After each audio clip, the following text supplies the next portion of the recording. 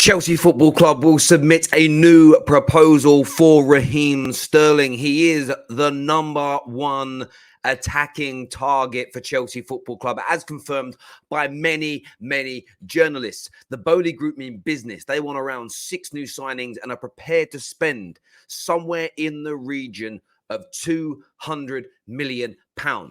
On top of this, there is still a chance that Sterling and Demebele both join. Barcelona are now pulling away from giving Demebele a new deal. De Ligt also on the agenda. We're going to delve into that in more detail for you now. But Chelsea looking to go big in the transfer market. New bid for Raheem Sterling confirmed by Fabrizio Romano. Let's go!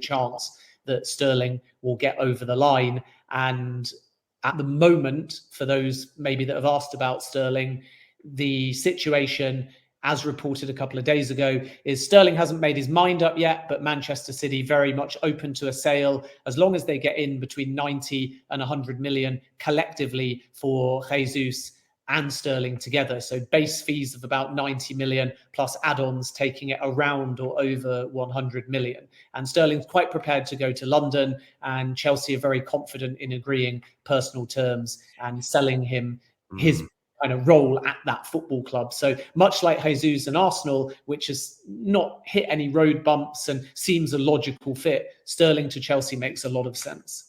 There we saw the update from Ben Jacob just a few short days ago. And listen, he's a very humble man. I've congratulated him on getting some news right. And he just tweets me back saying, well, it's my job. So no need for the thank yous. He was very consistent when he spoke about the cost of Raheem Sterling. And it felt very much connected to Gabriel Jesus and his move to Arsenal. 90-odd million pounds Man City need to get in for the sale of both. That will be FFP and balance in the book related. All clubs, by the way, have to sell to buy. It's a myth that some clubs do it and others don't. It's just they all do it to some degree.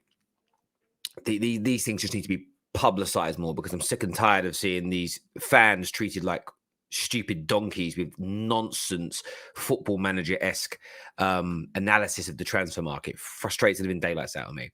But on Raheem Sterling, this is a football player that Chelsea want. This is a player top of the list, above Ousmane Dembele, above Richarlison, above Rafinha. Raheem Sterling is the individual that they want. And why would they not want him? 200 plus goal contributions in 330-ish games. 339, I think he's played games for Manchester City. Raheem Sterling, barring Eden Hazard, Raheem Sterling will be one of the top 4 attackers that Chelsea have bought in the last decade. Maybe even since Roman took over. And I'm not talking about who had the better silks, who had the better reputation, who was more famous. I'm talking about the most important element of an attacker: output. It doesn't matter. It doesn't matter who has the best step overs, who does the best tricks and flicks, and who dribbles the best. Brass tacks is what matters when it comes to attackers. And this guy scores, this guy gets assists, this guy is a winner. 4 Premier League titles, umpteen League Cups, FA Cups. The only thing eluding him at club level is the Champions League. And who put it past Chelsea and Thomas Tuchel winning that again? Now, from my point of view, I've seen a lot of things said about Raheem Sterling which are completely false. Bad conversion rate, they say. On average, around 27 to 28% in the last 4 years. Yes, he's had some high-profile misses. Yes, when he plays against Manchester United, he doesn't seem to know how to put the ball into the back of the net. But what happens to Raheem Sterling? There's been a consistent,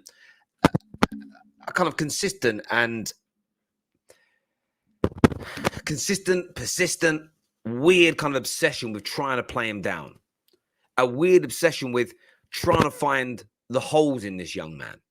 And whether it be in his personal life with tattoos, whether it be the car that he drives or buying his mum a house or, excuse me, missing some chances, people are always trying to stick the knife into this young man. And look, he's ex-Liverpool and Man City. I'm a United fan and I should dislike him. For those reasons, I should be against Raheem Sterling. I should be against Raheem Sterling and I should not want to see him do well. But I'm at a point where I have to stand there and defend him because there's banter and then there's bullshit. And what's happened during the fan era, and you can put make all fan channels accountable for this, people have stopped differentiating between banter and reality. The things about Raheem Sterling are missing too many chances or not being clinical. These things are banter, but they've become like folklore. They're like fucking Robin Hood. Like Robin Hood weren't real. People often talk about Robin Hood like he was a real person. People talk about Sherlock Holmes like he was a real person. Raheem Sterling being lacking clinical edge and being poor in front of goal is a myth. Yes, he's missed chances, but everybody does. He's got a high, and conversion rates can be manipulated because Ronaldo's conversion rate is lower than a lot of other elite level strikers because he would invariably attempt 2 or 3 long shots per game, and that will lower it down. But if you look at even his big chance conversion rate of Raheem Sterling, it's very, very good indeed. This is a tremendous signing for Chelsea, no doubt. Of course, Fabrizio's updated there that the new proposal will go in. Tuchel wants him in personal terms, having already been discussed, meaning personal terms have been agreed. And I think that's the key pointer here. Sterling, as you've just heard from Ben Jacobs, happy to move to London. Rob Draper's report, excuse me, is very, very interesting because 6 new players wanted. De Ligt, Dembele, Sterling, top of the list. And I want to just say this in the second part of this content because I think it's very, very important too. Rivals have been living in Rainbow Land. Rivals have been living... I've got to clear my throat. Excuse me. They've been living in Rainbow Land. They've been living in the delusion park. You know, they've been sort of the fungus fans just sitting in poop, really. This notion that Chelsea are done, this notion that Chelsea are finished because Roman's left, it's farcical. They'll be run different. You can already see the targets of players are changing. The approach towards Tuchel is changing. But change doesn't always equate to regression. Change doesn't always have to be a bad thing. Roman was a fantastic owner. But as a schooled league gunner with, Roman Abramovich's methods yielded less victories, less trophies in the second half of his leadership compared to the first half. And why? Because everybody got money. The new TV deal money that came in from sort of 2014 onwards, Man City's money, PSG's money, etc. Other billionaires buying clubs in the Prem, clubs not needing to sell with as much frequency, harder to get players from. Chelsea's kind of will spend our way to the top and sack managers whenever they don't achieve the highest of standards. Yes, they won some Prems from 2014 to now. Yes, they won a Champions League. Yes, they've won some domestic trophies. And it's very, very good. But when you see what City are doing, when you see what Liverpool are doing, a change has to take place. You can't always operate in the same way. There has to be a step change. But people conflate that with, are you saying Roman was a bad owner? You're saying Chelsea haven't been successful? No, we don't have to have a polarized debate. How did Chelsea get even better? You keep spending similar money, but you build a sustainable platform, just as Pep Guardiola has done, just as Klopp has done at Liverpool. Of course, you maintain the same high standards that Roman had, but you don't need to be as trigger happy with the managers.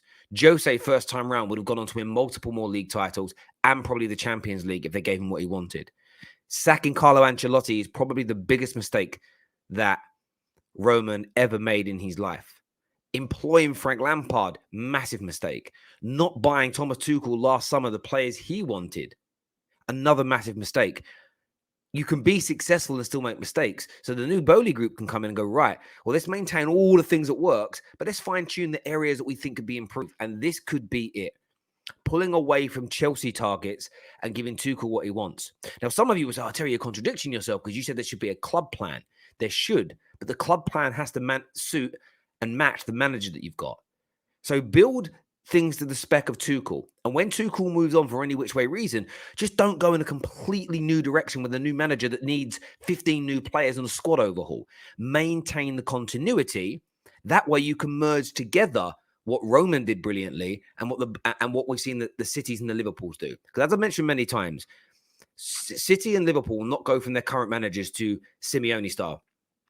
They just won't do it.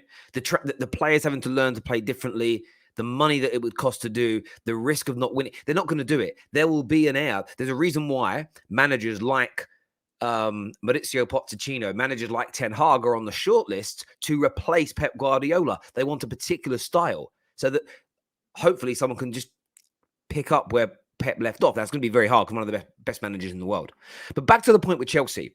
When you look at De Ligt, when you look at Sterling, when you look at Dembele, these signings are very plausible, highly likely, and potent. Now, I'm not going to make any mad claims now that they're going to compete for the Premier League title. They should have gone further in the Champions League this year. They were better than Real Madrid, in my opinion, over the 2 legs. Real Madrid, we know what they did in each game. They just clinical beyond belief. And Real Madrid deserved it. But Chelsea played well enough to go through. That's my point. Finals of the League Cups, finals of the FA Cup. They had a bad month, really, in the Prem in December, which cost them their title race. Either side of that, they're pretty good. They're pretty good. They just need more goals. They need to replace the centre-backs. They do need a midfielder. Don't be surprised if Declan Rice doesn't come in and Bro is used as a bit of a make weight. But Chelsea are going to do bits. Chelsea are going to spend big. Chelsea are going to bring in top quality players, and rivals should be fearful, especially as I've already said, they've put themselves in delusion land. They're in the fungus fans are back, pretending to themselves, sitting in their stupid group chats, their little echo chambers, convincing themselves that Chelsea are finished. You're just going to have a big, fat, rude awakening because Chelsea are going nowhere. Hit that like button, leave us your comments below, subscribe to the Footy Terrace, and we'll see you all soon.